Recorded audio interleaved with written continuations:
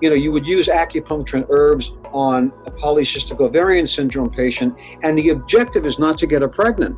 I know that sounds odd, but it's not to get her pregnant. The objective is to get her to ovulate, because if she ovulates, then she's got a good chance of getting pregnant.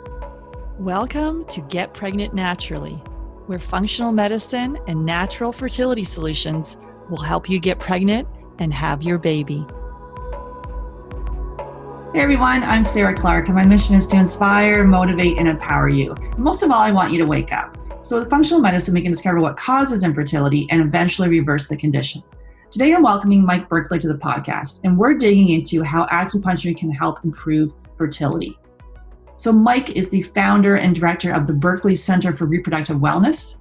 He is licensed and board certified in acupuncture in New York State and certified in Chinese herbology by the National Certification Commission for Acupuncture and Oriental Medicine. Mike graduated from the Pacific College of Oriental Medicine in New York in 1996 and has been treating reproductive disorders since then. Mike is the first acupuncturist herbalist in the United States to work exclusively in the field of reproductive medicine. Check out his website at berkleycenter.com. That's Berkley Center, CENTER.com. And before we jump into today's show, don't forget to hit the subscribe button on iTunes or wherever you're listening to us to make sure you never miss an episode. Hey, Mike, excited to have you on the podcast. Hey, Sarah, it's great to be here. Thank you so much. Awesome. Yeah, so if you could share with us how you came to do this work. Yeah, absolutely. So it's a little bit of a story. I was in business for many years, and I had been studying martial arts for 10 years with a man who was, in addition to being a great martial artist, he was an acupuncturist. And he indicated to me that he had spent 10 years teaching me how to kill people. And he thought that it was about time that I learned how to help people. So he recommended that I consider doing acupuncture. I had no interest in acupuncture whatsoever, didn't know much about it, and really didn't care. And then a confluence of events happened that changed my mind. So I never read the Village Voice. I wasn't a Village Voice reader. And one day the Village Voice, which is an East Coast newspaper, found its way to my desk. I opened the Village Voice, and what do I see? A quarter-page ad by Pacific College of Oriental Medicine saying they're a San Diego-based school for 15 years. They're planning on opening in New York City. Please come for an open house. So after my teacher had that conversation with me, then I saw that ad in the newspaper, and I decided this is interesting, let me go. I expected there to be a bunch of kind of wacky people in Birkenstocks and long hair and big beards and, not very intelligent. And I decided to go to this thing, and, lo and behold, I found a presentation put on by utterly brilliant, sophisticated, knowledgeable, practitioners of acupuncture and herbal medicine. And so I decided, just one part of the story. The other part of the story is my wife and I were trying to get pregnant, and she had problems and I had problems. My sperm was slow and she had anti-sperm antibodies. She went to an herbalist. The herbalist gave her some herbs, and then she got pregnant. And this was before I was an acupuncturist. So those two things led me to explore acupuncture. I decided to just take one course, just one class, and I left 6 years later. So I did 4 years of acupuncture, got out, started to practice, and then I went back to school for 2 years to study herbal medicine. And here I am 22 years later. Yeah, it's amazing how those synchronicities start to happen and things just show up and you're like, wait a minute, and then you actually listen and follow it. Absolutely. Absolutely. So today we're going to be talking about acupuncture, which is your specialty. So let's just kind of, so what exactly is acupuncture? If someone hasn't heard of it, I think a lot of people during the fertility journey, a lot of people are doing maybe pre and post transfer acupuncture and potentially doing acupuncture ahead of time. But let's just kind of talk about what exactly it is. Acupuncture is a 2,500-year-old form of Chinese medicine that's used to this day by 3/4 of the population of the world. The only other medicine that's been extant for a longer period of time is Ayurvedic medicine, which is a 10,000-year-old form of medicine from India. One has to imagine that if a form of medicine that's 2,500 years old is being used by 3/4 of the world's population, that there must be some efficacy to it. When I started in acupuncture 22 or 23 years ago, all doctors, and in particular reproductive endocrinologists, rolled their eyes at me in incredulity and disbelief. And now many reproductive endocrinologists are supportive of acupuncture, and in fact, actually, some of them even recommend it. There is a reproductive endocrinologist in Long Island. He's the first of his kind. His name is David Kreiner.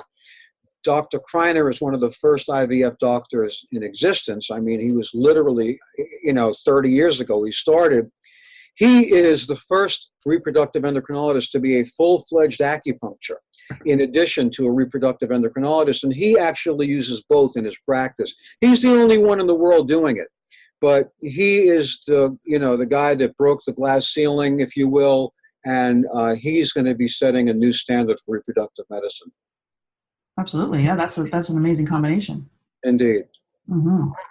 And so, and how can it help with fertility? So I think we know some of the studies. Maybe you can reference these about the pre and post transfer efficacy and success. How can it help with fertility? So the pre and post acupuncture treatment, which is to say pre and post embryo transfer acupuncture treatment, is a relatively new protocol. It's probably 7 years old or something like that. 7 to 10 years old. It has its benefits, and I'll explain now what they are.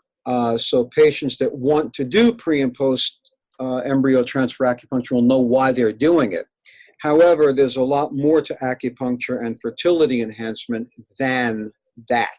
Let me explain. So before an embryo is transferred, it's a good idea to do acupuncture because it enhances hemodynamics. It enhances blood flow to the uterine cavity, to the endometrium, which is where implantation occurs, implantation of the embryo.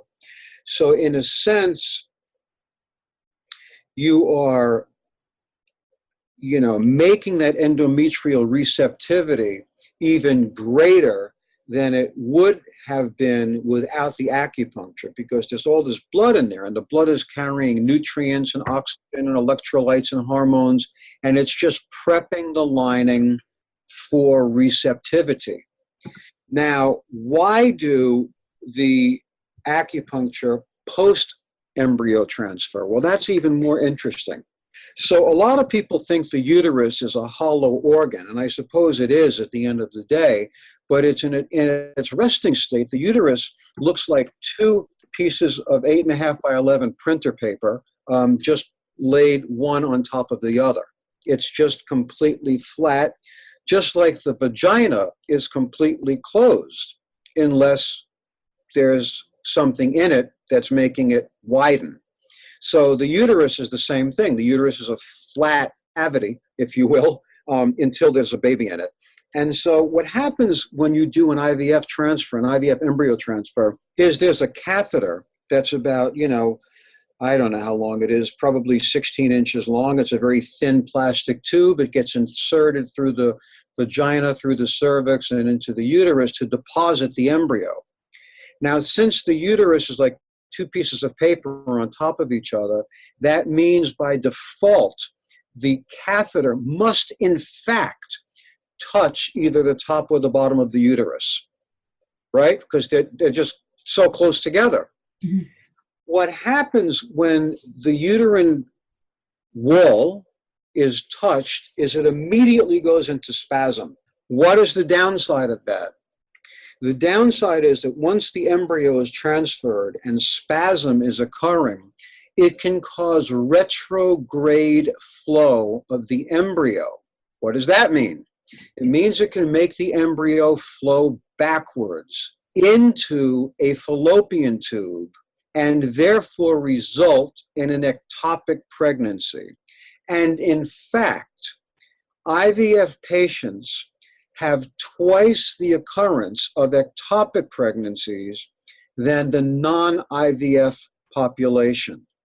And so when you do acupuncture quite closely to the time post-transfer, so the patient gets a transfer at 12 in the afternoon and you treat her at 1 in the afternoon, what you're doing is greatly reducing, if not completely eradicating, the spasming of the uterus. As a result of this despasming activity, there is now an almost impossible chance of retrograde flow of the embryo and an ectopic pregnancy. So you're reducing the chances of an ectopic pregnancy, and therefore you're increasing the chances of an endometrial implantation, which is what you want. So that's the reasoning behind doing acupuncture pre and post embryo transfer. Now that's just really the beginning, or perhaps the end. But let me take you a little before that process. So I guess what I want to do is tell you how I treat, because if I tell you that, that would be the context for what I'm about to say next. So I treat patients twice per week until they're pregnant. That could mean 2 weeks or it could mean a year. And then I treat them twice per week for 3 months after pregnancy is diagnosed. So here's why I treat ongoing until a pregnancy is achieved. So here's the thing. Let's talk about in vitro fertilization first. This is what happens in an in vitro fertilization. Follicles are developed, they are retrieved, they are mixed with sperm, then the follicles, the eggs rather, become embryos, and an embryo is transferred back into the uterus. And then everybody crosses their fingers, and if you're religious, you pray, and if you're not religious, you hope, and you see what happens. And it either works or it doesn't. Why doesn't it work? Well, there are many reasons why it may not work, but probably the biggest reason that it won't work is because of either poor egg quality, poor sperm quality, or poor lining quality. So to treat a patient until she gets pregnant means that every time that patient is treated, my goal is to improve her egg quality and her lining quality. The male partner never gets involved unless he has abnormal sperm parameters. But the reason I'm treating all the way until she gets pregnant is because she's not going to get pregnant unless she has a good egg and a good lining and a good sperm. So if she does not, you can do 50 in vitro fertilizations and she will never get pregnant. Because in vitro fertilization is mechanical. It's a mechanical act, which I completely support and believe in, and I send my patients for IVFs. So I'm not against IVF. I'm simply saying that if you're transferring a bad egg and a bad sperm, you're essentially transferring a bad embryo, and the person won't get pregnant. So acupuncture is going to increase the chances of a successful pregnancy because it is improving the constituent components that are necessary for pregnancy: egg, sperm, and lining. Oh, and there's one more thing. Why treat a patient twice a week for 3 months after she's pregnant? Well, what's the main reason for failed outcomes in IVF? Well, it's bad egg quality. What does bad egg quality mean? It means that it's the embryo is chromosomally abnormal. So of course, you're going to have a chemical pregnancy or no pregnancy at all. Or in the worst case, you can get pregnant with a chromosomal abnormality, and that's the last thing you want. So acupuncture cannot alter that. It cannot correct an aneuploidic embryo, aneuploidic meaning chromosomally abnormal. However, there are other reasons for miscarriage besides aneuploidic embryos. The two reasons, well, there are many reasons, but there's actually one main reason that goes under two different names: IUFD or IUGR. IUFD means intrauterine fetal demise. IUGR means intrauterine growth retardation. Why do those things occur? And by the way, in this case, the embryo is completely euploidic or chromosomally normal, but she still miscarries. Why is that? Because there is not enough blood flow to the placenta. Why is blood flow to the placenta important? Because blood flow is nourishing the placenta. It is feeding the developing fetus nutrients, because nutrients are delivered to this developing fetus through the blood. What happens in reverse? In reverse, the developing fetus is excreting, waste matter. And in order for that to happen, you have to have good, input and output of blood flow. And if you don't, what happens is intrauterine growth retardation. This developing fetus starts to stop growing because it's not getting enough nutrition, and the woman will abort. She'll miscarry. And so that is the reason and the justification for doing acupuncture continuously post pregnancy. And now, why 13 weeks? Because 90% of miscarriages occur within the first 12 weeks. So if you can get a patient to 13 weeks, there's a very high percentage that you will have an ongoing healthy pregnancy. Okay, so twice a week until pregnant, and then twice a week until 13 weeks to increase the success. And then Correct. Yeah, that was a good description of that. So, and then as far as, so really looking at blood flow, what about ovulation? How does it help with that? So that's a very complicated question. The question is, why doesn't a woman ovulate? So one main reason, and even in this case, sometimes they ovulate, but they ovulate intermittently, and sometimes they don't ovulate at all. So this would be a case perhaps of polycystic ovarian syndrome. This becomes complex, or complicated. But in the cases of polycystic ovarian syndrome, one problem with the ovaries is there's usually too much androgen in the ovaries. All women have androgen in the cells that surround the follicle. These are called theca cells. But these cells are converted into estrogen in granulosa cells. And this estrogen feeds and nourishes the developing follicle and the egg within it. In the PCOS patient, they have so much androgen in the ovarian milieu, in the follicular milieu, that it overpowers the estrogen, and you end up with a poor quality follicle. The follicle, remember, at the end of the day, turns into a corpus luteum. After you ovulate, the corpus luteum secretes progesterone and estrogen, gets the lining ready for implantation. But in the PCOS patient, they don't ovulate because the estrogen is flatlined, their estrogen never peaks, because estrogen comes from follicles. But polycystic ovarian syndrome patients aren't really developing follicles. They're developing cysts, which in fact are follicles, but follicles that don't ovulate. And so, and they have hyperinsulinemia and they have hyperandrogenemia. It's very complicated cases. So what happens with acupuncture, and I must interject here that this is a case also for herbal medicine.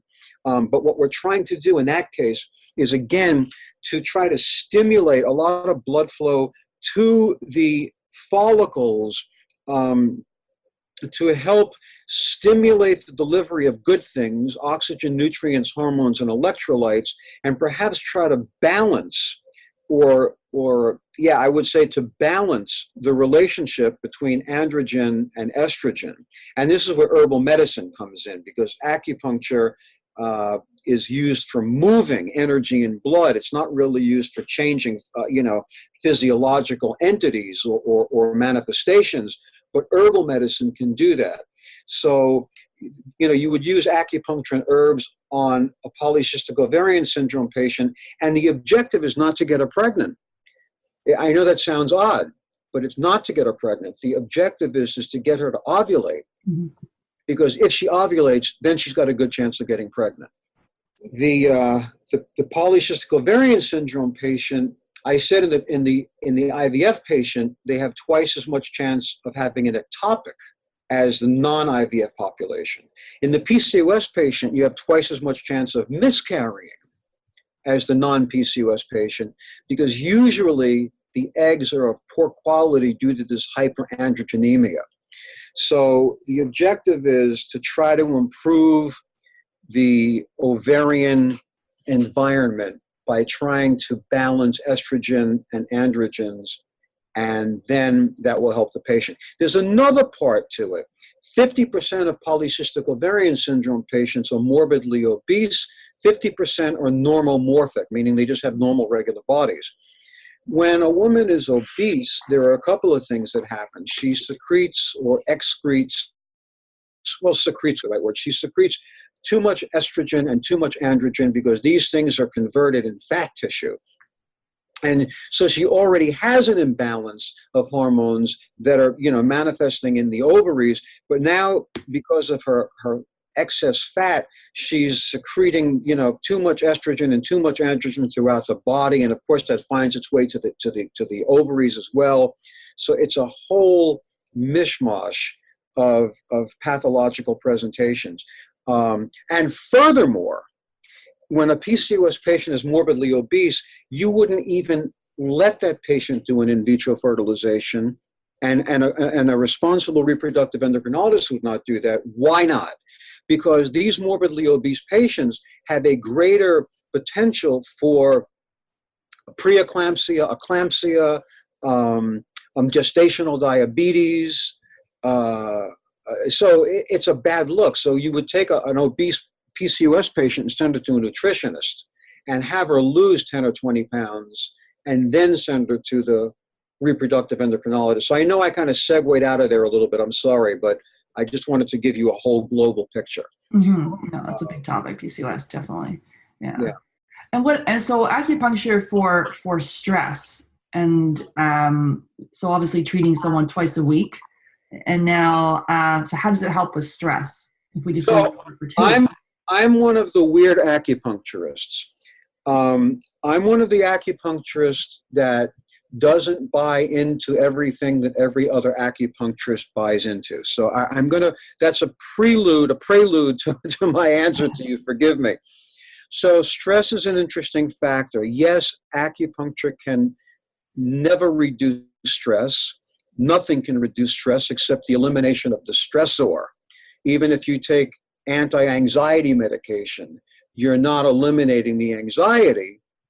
You're not eliminating the cause of the anxiety. You're just palliating yourself from the anxiety, which is perfectly fine. And I support that. But yeah, patients get de-stressed in acupuncture, but so what? You're making them feel better. You know what I tell patients? I say, if you want to get de-stressed, go have a drink, or go get a massage, or go have sex with your husband or your wife. What are you going to lay down and get needles stuck in you for to reduce stress? Now, the next question comes up, which is there a relationship? This is the important question. Is there a relationship between stress and infertility?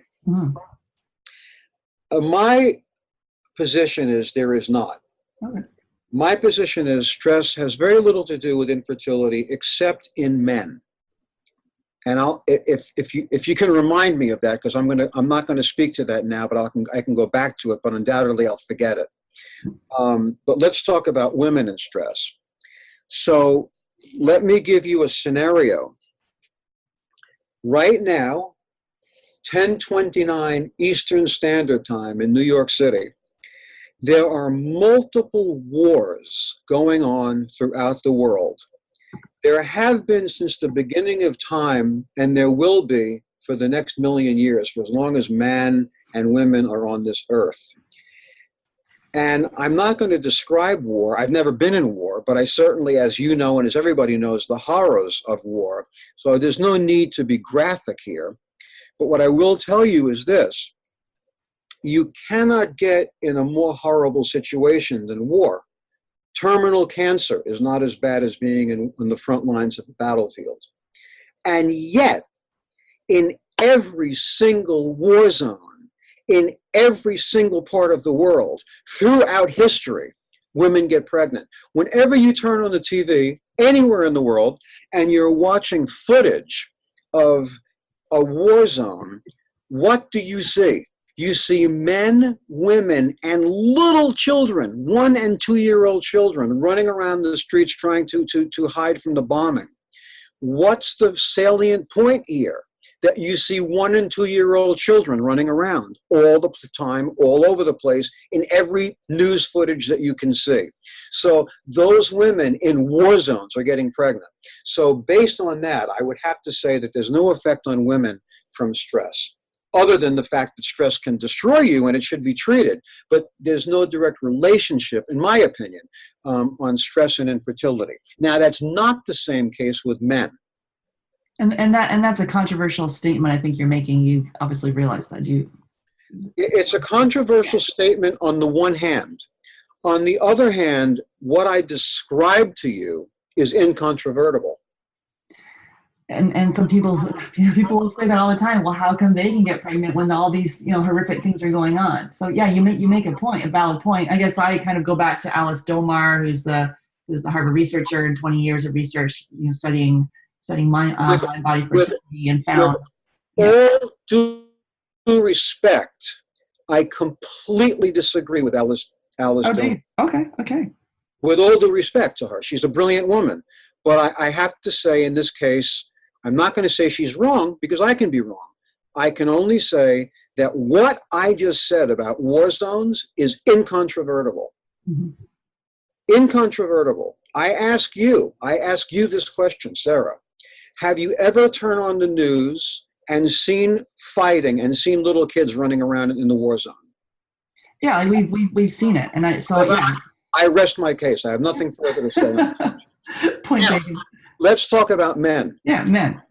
So I believe that Alice Domar, and if it wasn't her, it was somebody else, did an interesting experiment. And this is what the experiment entailed. If it was not she, I apologize. I think it was she. Or whoever it was. They went into a minimum security prison. This is a prison where people, stole an automobile, or they got caught with a joint on them or something, just minor nonsense. But they ended up doing a year in jail. And these were all young men, between the ages of like 19 and 25. And somebody, whoever did this experiment, did a semen analysis on 100 of these men. It was a volunteer situation, of course. Every single man that was tested had low sperm count. Every single man that was tested had low sperm count. When the men were released from prison, obviously not every single man could be followed up with, because they disappeared here, they went there, they went back into jail for some reason. But at least 50% of these men were found, and their sperm was reanalyzed. And guess what? Their sperm was completely normal. And so the moral of the story is that prison is a very stressful environment. And so the medical endpoint of this monologue is that severe stress can cause low sperm count. And so that's a fact. And so men who have low sperm count get treated, again, that's a whole complicated issue. Let's just say that they have low sperm count, but there's no testicular pathophysiology, mm-hmm. and there's no genetic abnormalities. They're normal. Everything is good. Testicular function is good. Everything is good. It's idiopathic. So you treat those men to reduce stress. You also treat the testicles like you would treat the ovaries by stimulating blood flow to the testicles, because again, it's carrying hormones, electrolytes, nutrients, oxygen. It's getting rid of dead cells. And those men, 95% of the time end up with normal sperm after treatment. Okay, so you're saying to focus more, I think, there's things 60-40, I guess 60% male, female infertility, 40% male, although now I'm seeing studies more 50-50. It depends on what you read. I've read everything from 35 to 50. Yeah. And I think a lot of times people in fertility, we get focused on the woman, whereas there's lots of things that the man can do, obviously looking at stress and diet and Well, it's not only what a man can do. A man doesn't have to do anything if his sperm is fine. well, yeah. But if his sperm is not fine, then he needs to do something. Just an interesting sidebar on men, which from a medical perspective is very frustrating. And it has to do, I'm not going to give a whole lecture here on sociology, but it has to do with sociological underpinnings. Men are the worst patients in the world, including myself. We are taught from the time that we're little boys, don't cry. If you're sick, deal with it. Oh, you hurt yourself, you have to run to the doctor. What are you, a little girl? Handle it, bro. Handle your business. You don't have to run to the doctor. So men don't want to come for treatment. That's number one. Number two, it's their sperm that we're talking about. And a lot of men what's the word? There's an analog between their sperm and their masculinity. Mm-hmm. And so therefore, if they have a problem with their sperm, it makes them feel diminished as a man. And so they're less apt, or they have greater resistance to treatment. So that is a very unfortunate thing. And we could go on and talk about it sociologically, but medically, it's an unfortunate deal. Absolutely, yeah. It's, women join chat groups and tell maybe some close friends, whereas men may tell no one. Yeah, and listen, it's not only that, but it's worse in certain cultures. Mm-hmm. Like I've had patients that are American women and they're married to Hispanic men. Whatever Hispanic means. It could mean Mexican, Puerto Rican, Ecuadorian, Salvadorian. I mean, it makes no difference. But the Latino men, their culture is like super macho. And like, are you kidding? I'm going to admit to somebody that I have low sperm count? You got to be crazy. I'm not doing that. So you can get into this, different men from different cultures are even worse than men from other cultures, or more difficult. Mm-hmm, mm-hmm. And so as far as looking at egg quality, so how does acupuncture help to improve egg quality? You talked about that in the beginning. Yeah, so it's the same thing. I mean, we kind of already addressed it, through other means, but I'll hit it again. So you have a garden, and there's a bunch of weeds around the garden, and there's a bunch of trees on top of the garden. So the trees are preventing the sunlight from getting the garden, and when it rains, a little rain gets on the flowers, but mostly the trees are blocking the rain, and there's a lot of weeds there. So we can call the weeds dead cells, debris. We can call the garden the egg. The tree that's covering the garden is preventing the garden from flourishing. So the flowers are kind of droopy and they don't look very well, and they're not very lively. So if you cut down the top of these trees, you're going to allow more sunshine and more rain to hit the flowers. And if you get rid of the weeds, perhaps this will free up more soil and just create a better environment for the flowers. And lo and behold, before you know it, in a month, these flowers are, jumping up and down, they're clapping their hands, they're all smiling, and they're all gorgeous. Well, that's kind of a pretty good analogy or metaphor for egg quality. So what happens is, for whatever the reason, the woman is either not getting enough blood flow to the ovaries. Let's just leave it at that. She's not getting enough. Let's not say blood flow. She's not getting enough nutrients to the ovaries, and she's not getting rid of enough dead cells. So let's just look at it like this. Let's say you defecated. Let's say a person defecated once every 3 months. That person will be very sick because they would have all these toxins in their body that they just couldn't eliminate. So in the ovarian atmosphere, the ovarian milieu, it also needs to defecate, so to speak. The defecation from an egg is the excretion of dead cells.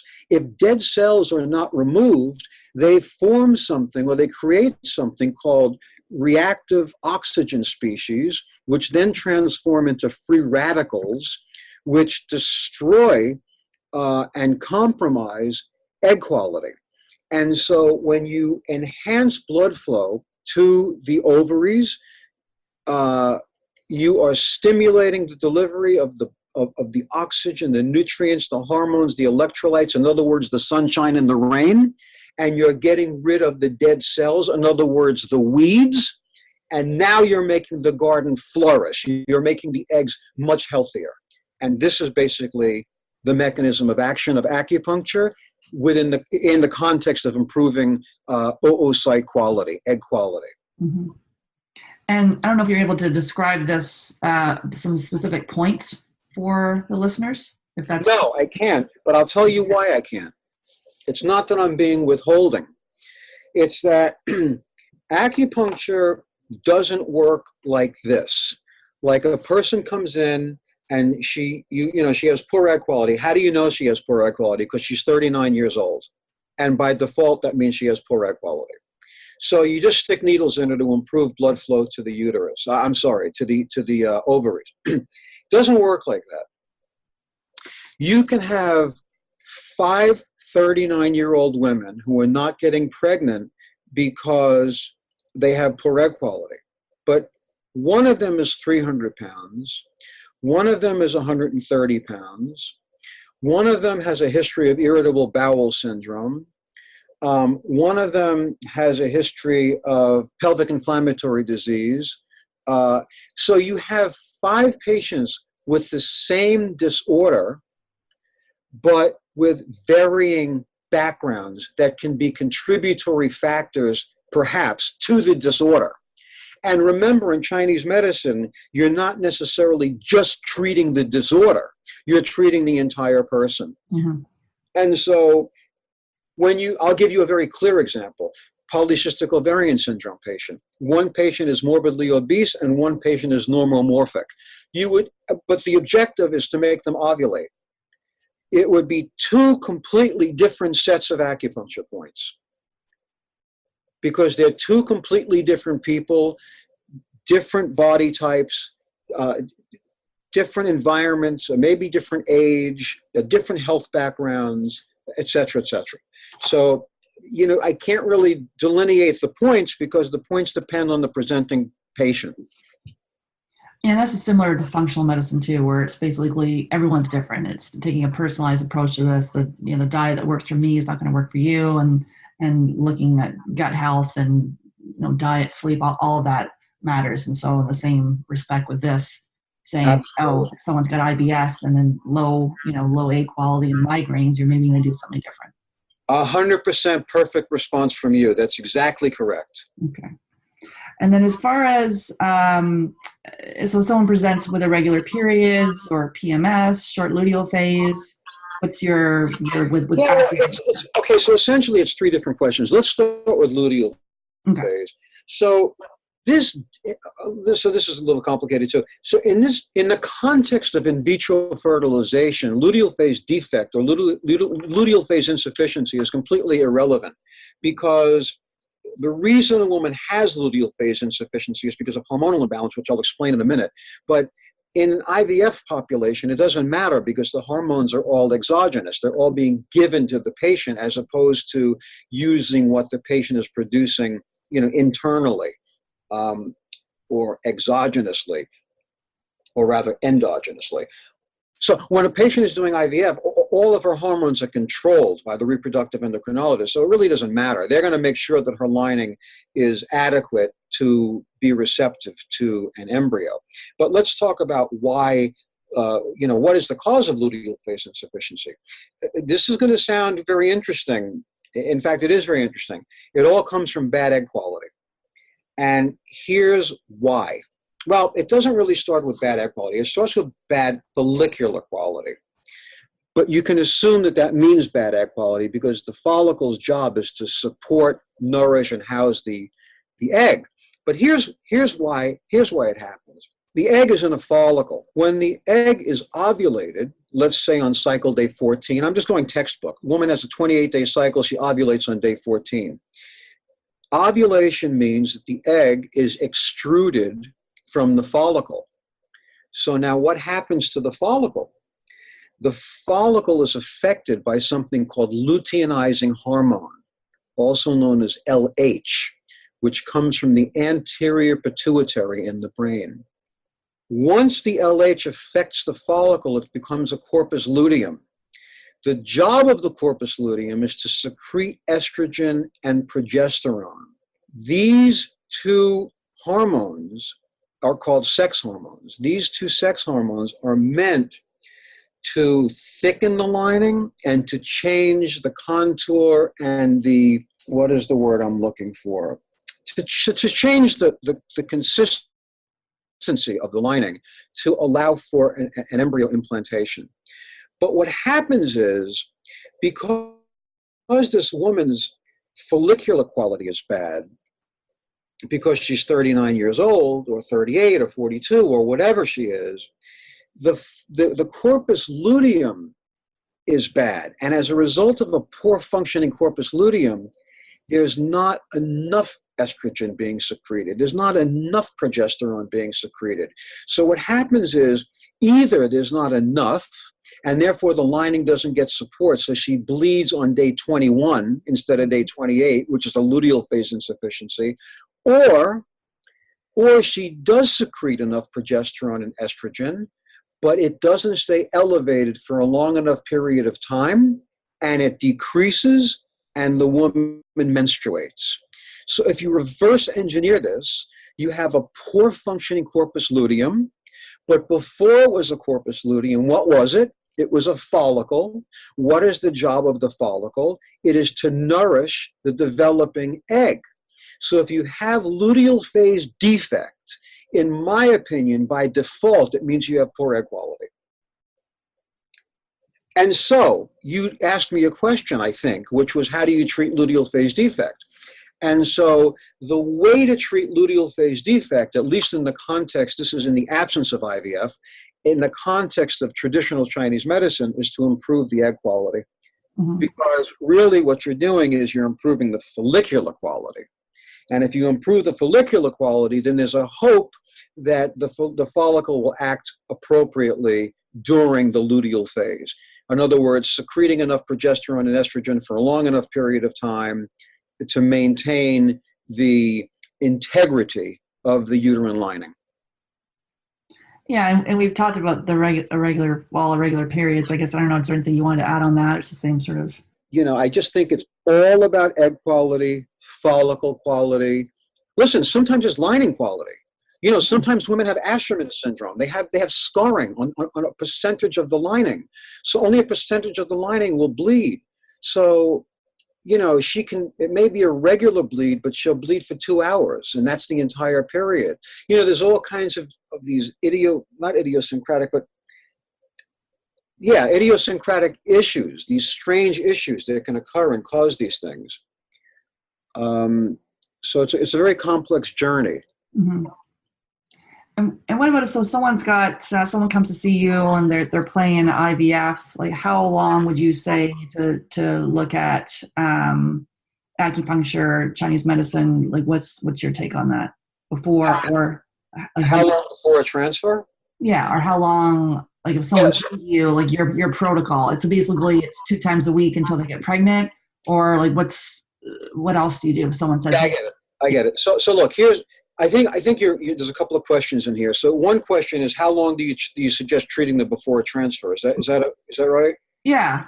Okay, fine. So I'm going to give you an answer, but then I'm going to tell you it never works this way. So the answer is, I'd like to treat a patient 3 to 4 months before a transfer. Right. But it never works that way, because a patient will come in and she'll say, oh, I want to get treated and it's great to meet you and blah, blah, blah. And by the way, I'm having a retrieval in 2 weeks and then I'm having a transfer, next month, because they're going to freeze it and prep my lining.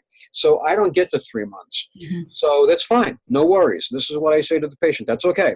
Don't worry, we're going to start treating you now. And she's going to say to me, well, is there any real benefit to treating me now? I mean, the retrieval's in 2 weeks. And I say to them, nope, there's probably no benefit. And she'll say, well, then why should I do it? And here's my answer. Here's why you should do it. Because whether or not your embryo transfer works, we have already started improving your egg quality that is still developing in your ovaries, even though you're on medication and in a cycle. So if this cycle fails, by the time you do another cycle, we've already had a head start in helping to improve the egg quality. And so I would treat a patient, a week before her transfer, because it's not really about that transfer. It's about, what if the transfer fails? Let's start early. And you're just using acupuncture at that point. You're not suggesting herbs if they've obviously got an IVF coming up. So that's a really, good and important question. My personal opinion, and remember, I've been doing this, I started in practice in 97, so I don't know if I'm at 22 or 23 years already. My math is not great, but it's at least 22 years. My opinion is that every single patient should take herbal medicine. Herbal medicine is completely safe and extremely efficacious and far more powerful than acupuncture. And when used together, you have a potentiation of effects. In other words, 1 + 1 = 3. When you take the acupuncture and you add the herbs, you're getting a far superior effect than using just one of them by themselves. Now, there are some problems with herbs. Some patients don't want to take them because they're afraid to take them. Some patients want to take them, but their reproductive endocrinologist tells them not to take them. So it's a conundrum. The reproductive endocrinologists, and this is a kind of a funny statement, but some of my best friends are reproductive endocrinologists, which is really true, but they're completely wrong in not allowing their patients to take herbal medicine. Now, why do reproductive endocrinologists not want their patients to take herbal medicine? Because they're idiots or they're bad people? Of course not. The reason they don't want them to take herbs is because they don't know anything about herbs. So they're thinking, well, maybe the herbs are going to hurt the patient. Maybe the herbs are going to potentiate or attenuate the effect of the gonadotropins. None of this is true. How do I know it's not true? Because I live and work in New York City, and there are some doctors, some reproductive endocrinologists here in New York City that will tell their patients, yes, if you're under Mike Berkley's care, and it's not just because, I'm the king of infertility, it's just that they happen to know me. If you're under Mike Berkley's care, it's okay to take herbs, because they're younger doctors, they're hipper doctors. When I say hip, I mean they've done some research. They've looked into what herbal medicine is all about, and they've come to understand that herbs only have an upside potential. Look, let me put it to you this way. There are over 1 million, this is data, I'm not making it up. Anybody that's listening can look it up. There are over 1 million hospitalizations every year in the United States of America as a result of adverse side effects to pharmaceutical products. Absolutely. Now, I put to you for your consideration that you cannot tell me, or very few people can tell me, about any serious illness or death with herbs. Now, has it happened? Yes, it has. There have been contaminated herbs. People have taken them and they've died. They've had kidney failure and liver failure. This happens once every 100 years. It's just a ridiculously low percentage. And it also has to do with where you get the herbs. Yeah, that was my next question. So the quality of the herbs. We use a pharmacy called Kamwo, Kamwo. They're the oldest Chinese medicine pharmacy in New York City, the oldest pharmacy in New York City. It went from the father to the uncle to the son. And the son now runs it, and he is a Western-trained pharmacist, as well as an acupuncturist and an herbalist. He's an educator. He teaches at herbal medicine at Pacific College of Oriental Medicine. All the herbs are sent out for testing to see if there's any Yeah.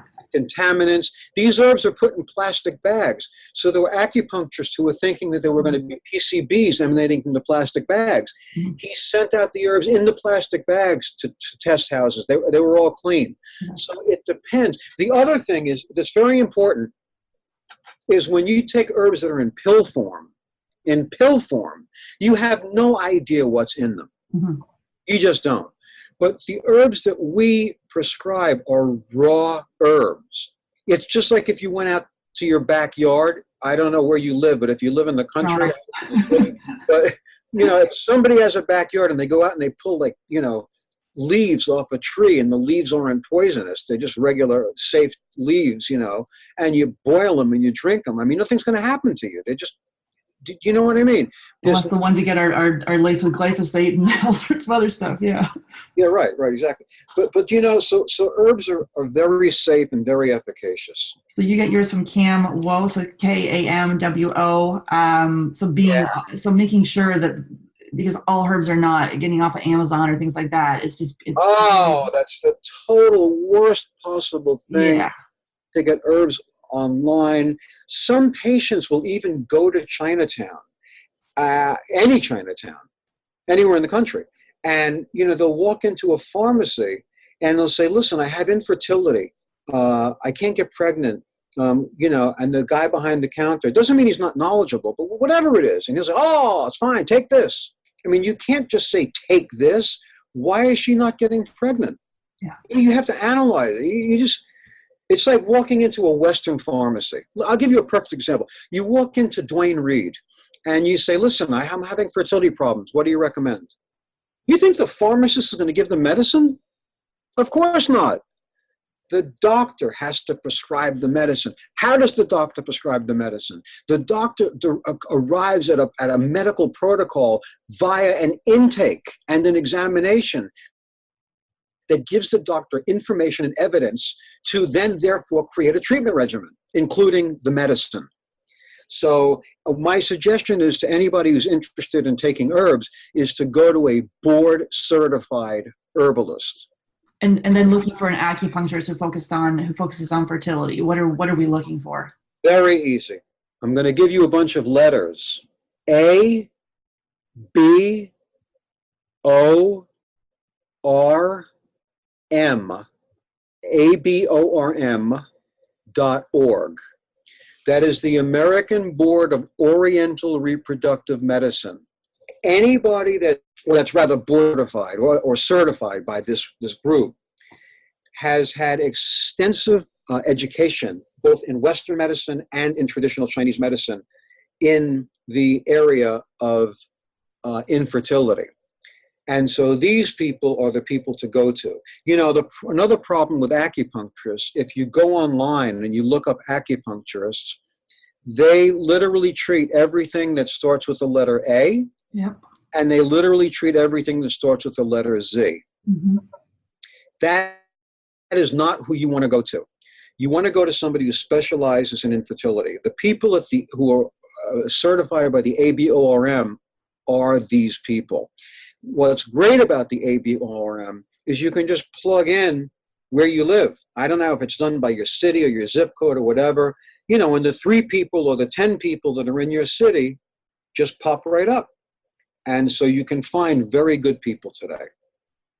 Okay, so ABORM.org, and then as far as herbs, go to a board-certified herbalist, and then okay. And so is there anything that you're obsessed with right now that you're loving, a book, a website, an app, or a documentary, anything that comes to mind you'd like to talk about? Well, I'm reading a good book, but it's not for patients. I have a problem understanding it, and I've been doing this forever. But it's exciting to me because it's new. It's new for me.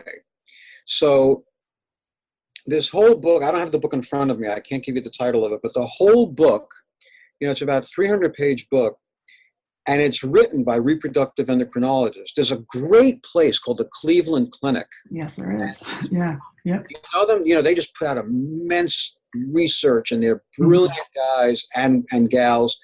And I think one of their doctors, or several of their doctors, put out this book again, on reactive oxidative species or reactive oxygen species and antioxidants. And what happens if there's an imbalance between the two is called free radicals. And free radicals, not only are deleterious to one's overall health, but they're absolutely proven to be deleterious to fertility, according to these doctors. And these doctors are like serious high-level guys and gals. And so I'm reading this book now, and I'll have to read it again because it's so complicated. I'm taking notes and I'm reading it again. But once I'm finished reading it, and once I get a good understanding of what I'm doing, I'm going to start prescribing, really high-level, good, antioxidant products. There's a lot of people that just do that. They just say, oh, take this or take that. I don't want to do that. I'm not going to do that. Do you know why? Because I have no idea what a free radical is. I have no idea what reactive oxygen species really means. So I'm not going to prescribe anything until I'm really, really on top of this game. But that's what's exciting me right now.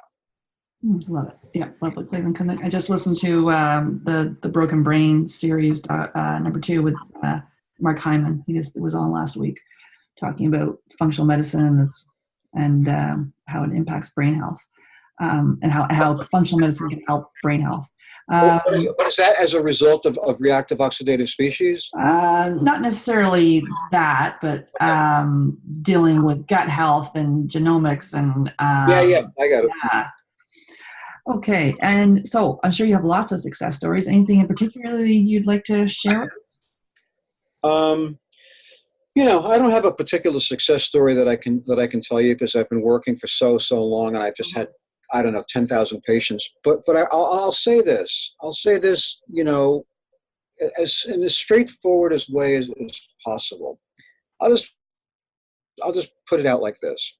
I've had many successful cases, and I've had many failures. And that's all I have to say. I can only say, I'll add a little more. I can just give you, something a little better to hold on to for the patients.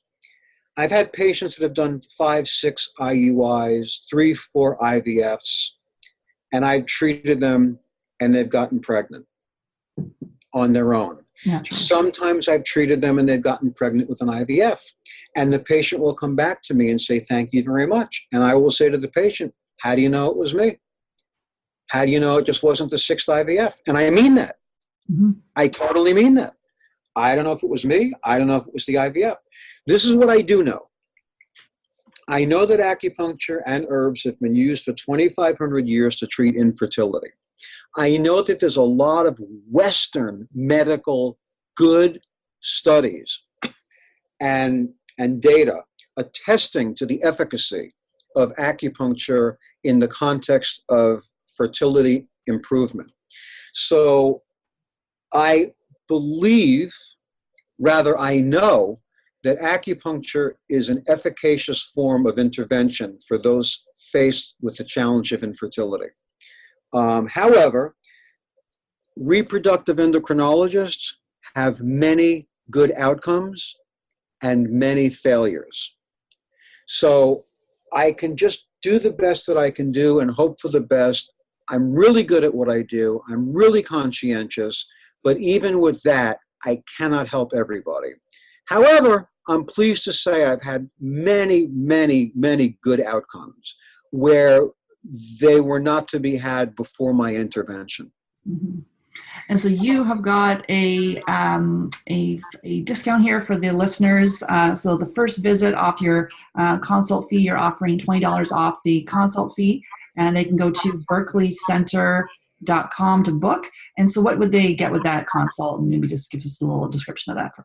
So the consult includes a treatment. Let's call it the first visit. So the first visit lasts for up to an hour and a half. And within that hour and a half, I sit down with the patient and ask them literally about 100 questions on every area of their health in general. And then I get very deep into their reproductive history. And then I arrive at a traditional Chinese medicine differential diagnosis, and I start treating. Subsequently, patients are in and out in 30 minutes. They're only on the table for a period of 20 minutes. And that's how it works. And if you wanted to do this remotely, how would that then work? Well, so what happens remotely is, let's say there's a patient who's in a town, which is possible, where there is nobody from the ABORM. But there is an acupuncturist, and this acupuncturist is a specialist in neck and back pain. And the patient wants to get acupuncture, but this acupuncturist doesn't even know what the word oocyte means.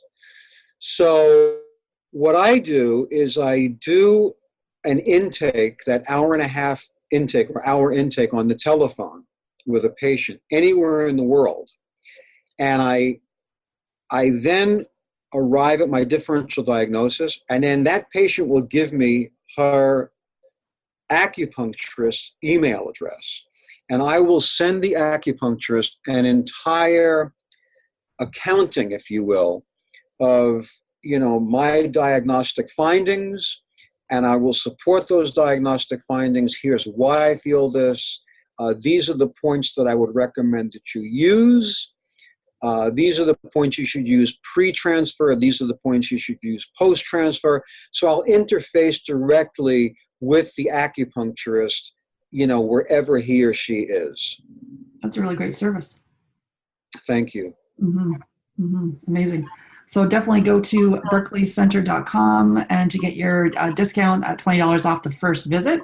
And thanks so much for coming on the podcast today, Mike. It's amazing to hear your passion for helping couples conceive and sharing your words of wisdom. This was absolutely exciting for me and a pleasure. And I'm so grateful for the opportunity to be here, and just thank you from the bottom of my heart. Thank you for listening to Get Pregnant Naturally. Seriously, it means the world to me that you're here. Make sure you hit the subscribe button so you can be notified of upcoming episodes. I'm excited to offer you a special gift. If you're a U.S. resident, text FERTIL to 345-345. You'll be prompted to enter your email address and you'll receive our Fertility Yoga download. In this 20-minute intro video, we focus on a calming and peaceful practice to connect back to your heart. These simple fertility yoga poses can help quiet negative thoughts and make you feel more in control. Download it now and get started today. So for US residents, text FERTILE, FERTILE, to 345-345. For non-US residents, go to www.yogafreebie.com to access your special gift. That's www.yogafreebie.com to access the free fertility yoga download. And I love this quote by Dr. Mark Hyman, medical director of the Cleveland Clinic Center for Functional Medicine and chairman of the Institute for Functional Medicine. Functional medicine is medicine by cause, not by symptom. Functional medicine practitioners don't in fact treat disease. We treat your body's ecosystem. We get rid of the bad stuff, put in the good stuff, and because your body is an intelligent system, it does the rest. Thanks for listening. Until next time.